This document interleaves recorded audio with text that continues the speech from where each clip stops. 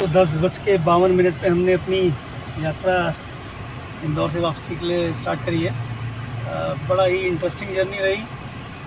हम लोगों ने महाकाल दर्शन किए, बहुत ही बड़े दर्शन हुए। उसके बाद हम लोग रात को इंदौर आए।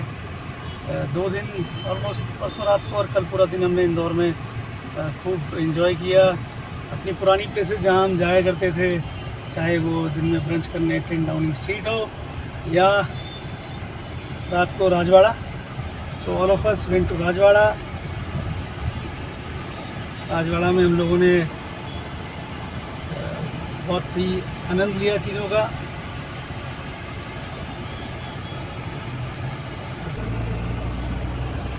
पिछले 4 साल में इंदौर में काफ़ी बदलाव आए हैं। मेट्रो डेवलप हो गई है और नई नई हाई राइज बिल्डिंग्स, ऑफिसेज सब आ रहे हैं। बट क्लीनिनेस अभी भी उसी टॉप क्वालिटी की है जो हमने 2014-15 में देखी थी। 10 साल से इंदौर ने उसको मेंटेन किया है। वैसे ही ग्रीनरी और उतनी ही खूबसूरत सड़कें। ट्रैफिक अभी तक वैसा ही है। मोटरसाइकिल वाले जैसे 2012-13 में सड़कों पर निकला करते थे बिना किसी रेड लाइट को देखे, वैसे ही आज भी निकल रहे हैं। बट ओवरऑल शानदार। राजवाड़ा में हम लोगों ने डिफरेंट कुजीन्स ट्राई करे, जैसे कि जोशी जी का फेमस दही वड़ा आजकल बहुत ट्रेंड में है। आलू के बने हुए स्पाइरल्स और jaleba with rabri and then coconut slush. इसके कुछ यूट्यूब में भी वीडियोस आजकल आप देख रहे होंगे वायरल हो रहे हैं। So lot to eat. मुझे लगता है हम 50% भी जो हम खा सकते थे इंदौर का वो हम खा नहीं पाए हैं। तो maybe some other time will be coming. चलिए आगे की जानकारी मैं आपको दूंगी। अब हम इंदौर से भोपाल की तरफ जाने लगे। रास्ता काफ़ी सुहाना था और मौसम में थोड़ा सा परिवर्तन हुआ। कुछ कुछ बादल हमें दिखाई देने लगे और ऐसा लगा कि अब बारिश होगी। उम्मीद करते हैं कि आगे हमें बारिश मिलेगी।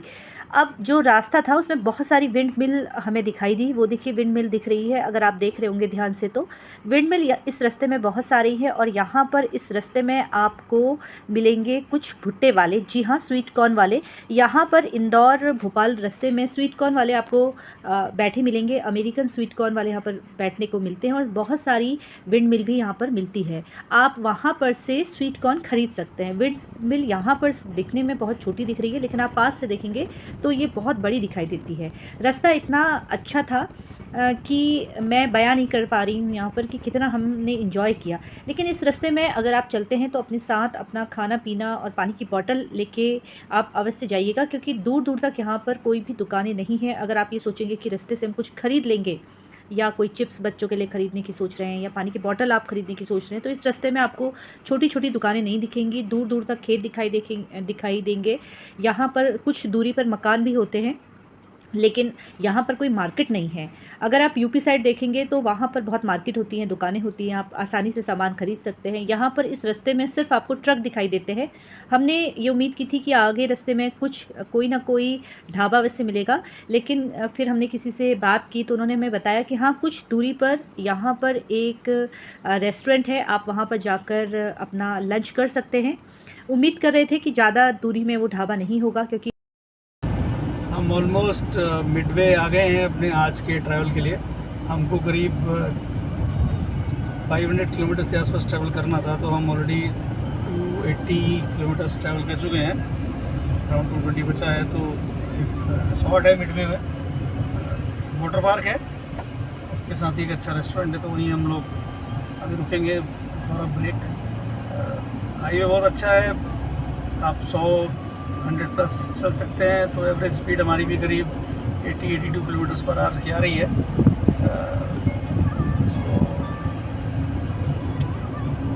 ऑल टुगेदर अभी तक बहुत अच्छा वेदर, अच्छा एक्सपीरियंस, नाइस रोड। इसके बाद हम नेक्स्ट फेज़ के लिए स्टार्ट करेंगे अपना आधे घंटे। उम्मीद करती हूँ कि आगे रोड बहुत अच्छी होगी और साथ में मौसम भी अच्छा रहेगा। फ़िलहाल पहले कुछ पेट पूजा कर ली जाए और यहाँ पर हमको मिल गया एक रेस्टोरेंट। जल्दी से हमने अपनी गाड़ी पार्किंग में लगाई और यहाँ पर वाटर पार्क भी है।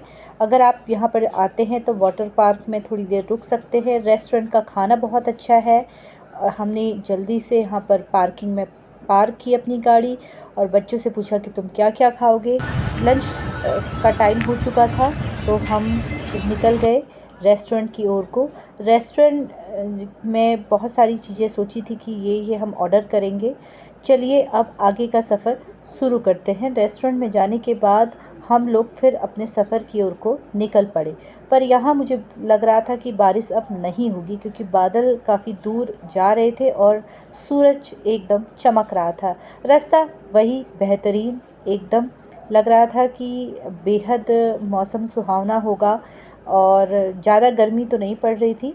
तो ये जो आप देख रहे हैं, ये क्योंकि हमने थोड़ा सा अल्टरनेट रूट ले लिया था, तो अब हम ये श्योपुर ज़िले से गुजर रहे हैं। और ये श्योपुर ज़िला जो है, इसी में ये जो आप ग्रासलैंड देख रहे हैं, ओपन ग्रासलैंड, इन्हीं ग्रासलैंड्स को अटैच करके कूनो नेशनल पार्क बनाया गया है। तो ये पहला नेशनल पार्क है जहाँ चीता को भी इंपोर्ट करके लाए हैं हम लोग अफ्रीका से।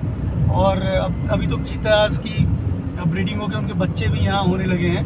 तो this is Kuno national park. आप ये यहाँ भी घूमने आ सकते हैं while you go to Ujjain. तो आपको शिवपुरी से थोड़ा सा डिटोर करना पड़ेगा टुवर्ड्स शिवपुर, एंड देन आप कूनो नेशनल पार्क आ सकते हैं। अब उम्मीद ख़त्म हो गई थी कि बारिश होगी क्योंकि मौसम एकदम साफ़ था, बादल थोड़े से दिखाई दे रहे थे और आगे का जो रास्ता है वो और भी अच्छा है। दोनों साइड पर पहाड़ियाँ हैं और बीच में एक रोड है। इसी बीच मेरे बच्चों को भूख लगने लगी और उन्होंने चिप्स निकाल के खाए और मुझको भी दिए, मैंने अपने हस्बैंड को दिए और इसी तरीके से हम आगे की जर्नी अपनी कर रहे थे। और हम अपने जो एक हमारा घर पर एलेक्स है, हमारा पेट डॉग है, उसको बहुत याद कर रहे थे। ऐसा लग रहा था कि इस हमारे साथ वो भी होता तो काफ़ी अच्छा लगता, पूरी फैमिली कंप्लीट हो जाती। लेकिन अफसोस की बात है उसको लेके हम नहीं आए, उसे हमने क्रैच में छोड़ा था और ऐसा लग रहा था कि अभी बस एक दिन और है और एक दिन जल्दी से हम ओरछा रुकेंगे और नेक्स्ट डे उससे मिल लेंगे। खैर क्या करें, बुरा तो लगता ही है, लेकिन सफ़र में जाना भी ज़रूरी है। जब बच्चों के साथ आपको टाइम मिलता है कुछ समय टाइम गुजारने के लिए, हस्बैंड भी छुट्टी ले लेते हैं और साल में एक बार तो एक लॉन्ग ड्राइव में जाना ही चाहिए बाय कार। हमारी जो जर्नी थी लगभग 2000 किलोमीटर हो चुकी थी और आगे का जो सफ़र था वो भी हम कंटिन्यू कर रहे थे। और एक दिन और था जब हम अपने घर में पहुंचने में हमें टाइम लगता। इस दिन तो हम ओरछा रुकेंगे, ये हमने पहले से ही प्लान किया था। अगर आप प्लान करके चलते हो ना तो जो आपका सफ़र है बहुत आसान हो जाता है। सारी चीज़ें हम लोग प्लान कर लेते हैं पहले ही कि हमें कहाँ कहाँ रुकना है, बुकिंग वगैरह हम पहले से कर लेते हैं। देखिए रोड कितनी शानदार है। जैसे कि मैंने आपको बताया था कि अगर आप इस रोड से आएंगे तो अपने साथ खाने का सामान अवश्य रखिएगा। आप पानी की बोतल, चिप्स वगैरह आप रख सकते हैं क्योंकि यहाँ पर दूर दूर तक कुछ नहीं है, सिर्फ ये घास है, मैदान है। और फाइनली हम लोग पहुंच गए झांसी। झांसी से लगभग 20 किलोमीटर आगे ओरछा है। झांसी में यहाँ पर ट्रैफिक काफ़ी था। हम किसी तरीके से ये कोशिश कर रहे थे कि अंधेरा होने से पहले हम ओरछा पहुँच जाए। देखिए ओरछा जब आप जाते हैं तो पहले आपको झांसी आना पड़ता है, झांसी के बाद फिर आप। और अब हम अपने डेस्टिनेशन की तरफ पहुंच रहे हैं जो आज हमारा नाइट हॉल्ट होगा। तो हम आज ओरछा में रुकने वाले हैं। तो ये झांसी से ओरछा की तरफ जाने वाला रोड है। इट इज़ करीब 16-17 किलोमीटर है झांसी से। थोड़ा सा बीच में क्योंकि दो राज्य होते हैं तो ऑब्वियसली डिस्टेंस उनके बीच में ज़्यादा डेवलपमेंट उस एरिया में होता नहीं है। तो ये भी एक काइंड ऑफ जंगल का इलाका है। बट जैसे ही आप ओरछा में एंटर करते हैं you will find the difference कि एकदम तुरंत ही सारा कंस्ट्रक्शन स्टार्ट हो गया क्योंकि अब जैसे डेस्टिनेशन वेडिंग्स का एक बहुत बड़ा स्थान अब ओरछा बन चुका है। ओरछा दो फेमस है अपने नेचुरल ब्यूटी और राम जी के टेंपल के लिए, जो कि यहाँ की रानी कहते हैं कि राम जी को अयोध्या के अलावा जो दूसरा स्थान है वो राम जी का ओरछा में उनको यहाँ ले आई थी। तो काफ़ी फेमस टेंपल है। और इसके अलावा ओरछा का फोर्ट भी है। Orchha is one of the gates of Jhansi qila. अगर आप झांसी किले के में खड़े होंगे कभी और वहाँ से अगर देखेंगे तो ओरछा का जो दरवाज़ा है, जो गेट है, वो आपको क्लियरली विजिबल होगा वहाँ से। अगर किसी गाइड के साथ है तो वो आपको दिखा भी देगा कि ये एक गेट जो है ये ओरछा का गेट है। सो बरसात के मौसम में बहुत अच्छा हो जाता है। आप बरसात के मौसम में आइए तो आप देखेंगे, क्योंकि नदी किनारे से बहती है और वाटर स्पोर्ट भी आप यहाँ कर सकते हैं। जंगल का इलाका है चारों तरफ। तो ऑल इन ऑल ओरछा का एक पीसफुल स्टे करना अगर आप पाना चाहते हैं तो Orchha will be the right destination. So अगर आप इस रोड पे कंटिन्यू करेंगे तो इंटरेस्टिंग है। आप कभी यूपी में एंटर करेंगे, कभी आप एमपी में एंटर करेंगे। सो क्योंकि ये डिज़ाइन ही कुछ हमारे यूपी एमपी के बॉर्डर का इस तरह बना हुआ है। बट देन आप इस रोड पे आगे जाते हुए खजुराहो जा सकते हैं, पन्ना जा सकते हैं, खजुराहो जा सकते हैं। और यही रोड आपको आगे जा कर के सतना, रीवा, थोड़ा उससे आपको राइट मुड़ेंगे तो आप मैहर देवी भी जा सकते हैं, जो कि बहुत ही फेमस टेम्पल है। आधा उदल की कहानियाँ वहाँ की बहुत फेमस हैं। पढ़िएगा आप उसके बारे में तो आपको मैहर देवी टेम्पल के बारे में बड़ा इंटरेस्टिंग वाक़े हैं वहाँ के भी। वहाँ भी रात को पुजारी जो हैं पूरा श्रृंगार करके रख देते हैं। देन अगले दिन सुबह माता जी का जो पूरा चौकी होती है वो डिस्टर्ब होती है, इन द सेंस कि ऐसा लगता है कि वहाँ कोई आकर के गया है। सो एक वो और इंटरेस्टिंग प्लेस है इसी रोड पे।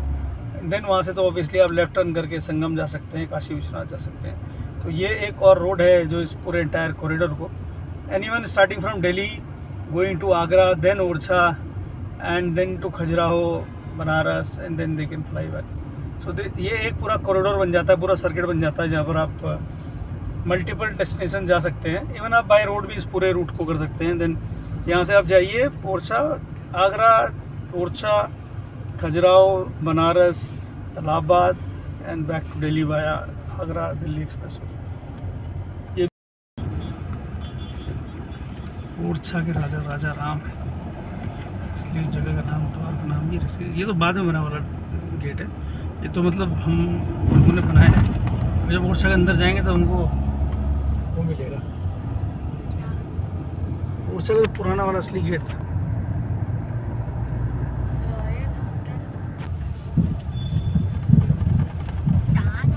ये मूवी वाला टनल है, इसको इतना टाइम क्यों लगा बनने में? क्योंकि ऊपर रेलवे लाइन गई है इसके।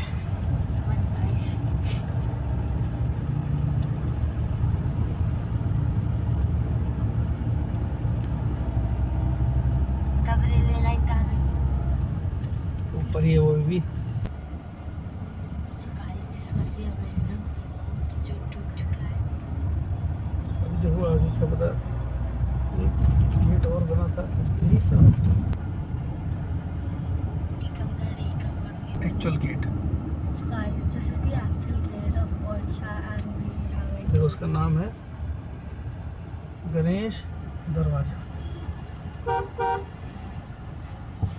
Why I don't? वो मंदिर?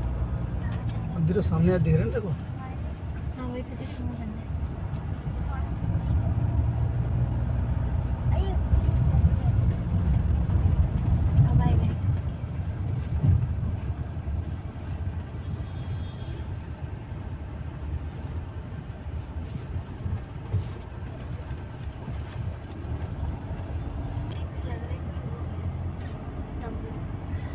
मैं भी खुश हो गई।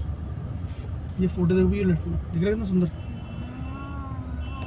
कौन है? लाइट एंड साउंड शो होता है, पर पता करूँगा टाइमिंग से तो बोले क्या ऑन कर लेते।